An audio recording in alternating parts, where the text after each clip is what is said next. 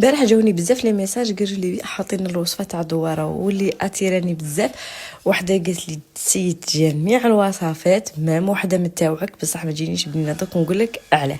ثاني بغيت نسقسيكم، انا راني نشوفهم بلي الريه يديروها يقلوها مع الكبده وكاع، احنا جامي دائما حاطينها مع الدواره مع الكرشه.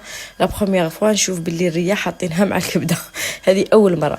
نروح نعطيكم وصفه وكيفاش تجيك الدواره تاعك بنينه. اول حاجه بداي بالبصله، انا هنايا قليتها، بعد حطيت الدواره تاعي غير الريه اللي ما راهيش مغليه يعني مغسوله غايه برك، وخليتهم من هنايا يعني يتقلاو، وغطيت الطاجين تاعك ولا الكويطه تاعك، وروحي وجدي الدرسه فيها قزبر، فيها الثوم، فيها الطماطم مصبره، فيها الكمون، فلفل الاسود، فلفل الحمراء، واللي يبغي الحار يزيد الفلفل الحار شويه. كامل هذو درسيهم في رحبه، لما كاش عندك مهرس قطعيهم وديرهم غير في الغرفيه، مرسيهم مليح وحطيهم كيما درت انا.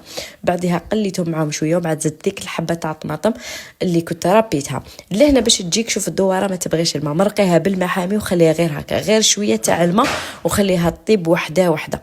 الدواره بغيتها تجيك بنينه، ما تكثري لهاش الماء، ما تجيش هو اللي صمتها كي تكثري لها الماء، هذا ما كان. وتكوني قدمتي بزاف دواره بنينه. جربي طريقتي ورجعي لي خبر.